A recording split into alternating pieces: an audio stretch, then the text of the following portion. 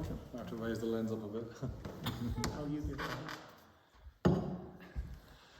Thank you. So I think I've got 5 or 6 minutes, so I'll try to be as succinct as I can be.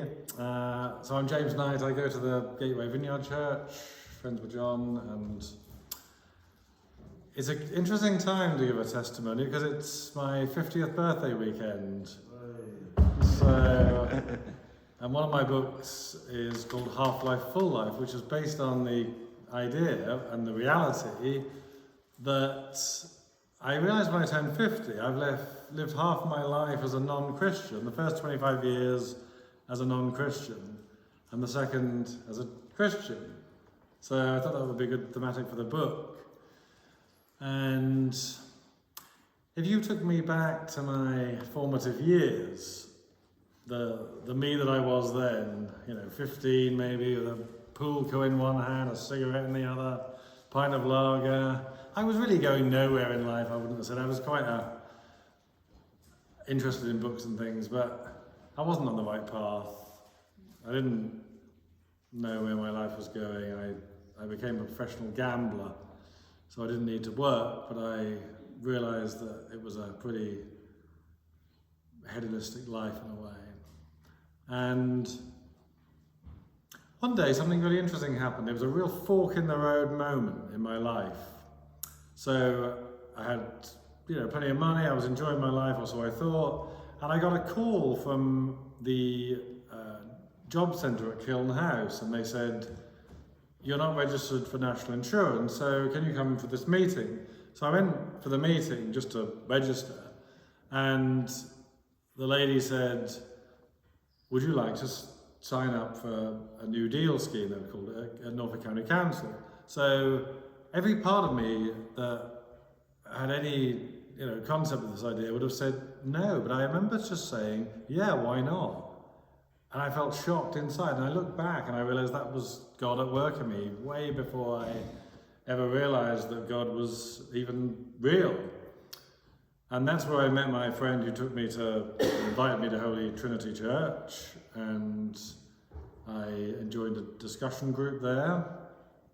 And 2 or 3 years later, after lots of discussion, I had this really interesting period where, I read a lot of the great theologians. I was really exploring this stuff. I read loads of C.S. Lewis, who I thought was marvellous, and still do think that. And I got to the stage where propositionally, I started to think this may well be true. Christianity may well be true. But still it took another few months until I actually had the encounter with the Holy Spirit. So I believed first, at least conceptually, and then one night, I remember going around my friends and we were having this discussion, and he would always say he'd pray for me, and this time he said, "I'll pray for you." And something felt different that night. I don't know why, or I didn't know why at the time, but I really felt like this prayer might actually lead to something. And he prayed, nothing happened in that room, but I went outside, got to my car, and suddenly the Holy Spirit just landed upon me. It was amazing. It was absolutely, one of those night and day differences where you realise, there's a great line from Proust who says about, not seeing new landscapes necessarily, but seeing the world through a new pair of eyes, and it felt like everything that had come before me, I was then just suddenly given a new vision, rather like Jesus did in the Gospel of Mark to the people who were blind.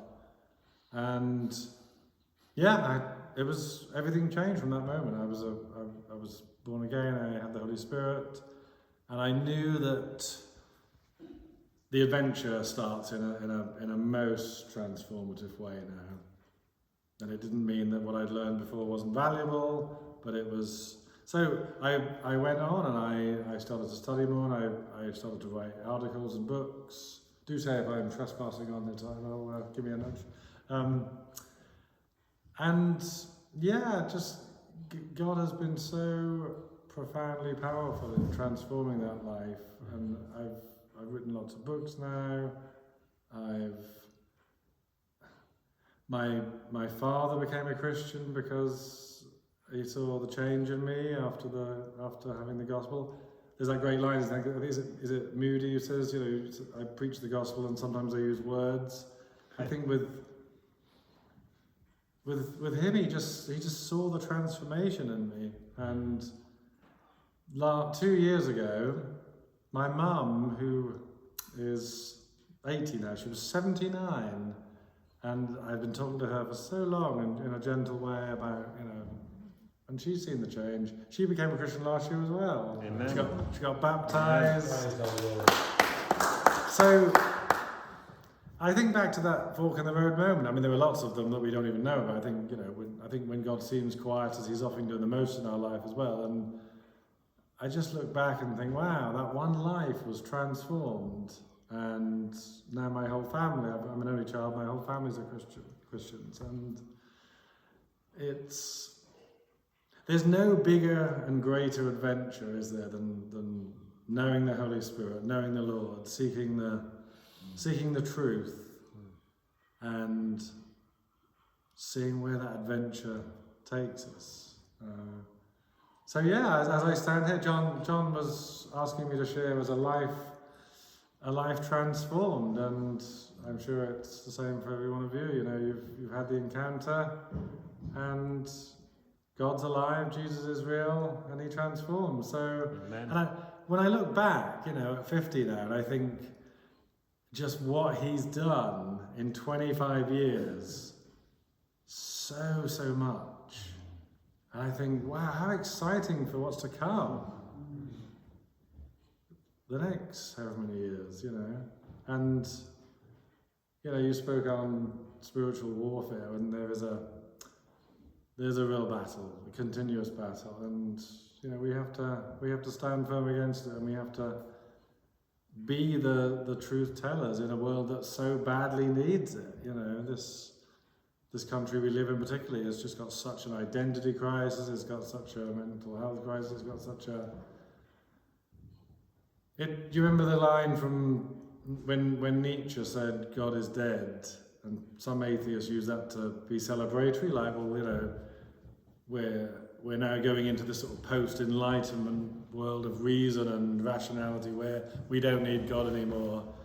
And actually, although Nietzsche wasn't a believer, he didn't mean that. When he said God is dead, he was actually foretelling something really scary, which is if you get rid of Christianity as the foundation of a society, what will come will be something really undesirable, and be careful what you wish for. And of course Dostoevsky, who was a believer, talked a lot more about this in a positive sense. And we're seeing now, and we have done for many years really, at least since the 60s I would say, we're seeing a breakdown of this in society. We're seeing truth has been substituted for all sorts of other, you know, people in leadership who aren't speaking the truth. And, you know, we've all got a voice, and we've all got so much to do and so much to say. I mean, this is in danger of coming a so I'll stop here, but thank you for listening. And yeah, I really appreciate the chance to join you and to speak, and it's really, really good to be here. So thanks very much. Great. Thank you. Thank you.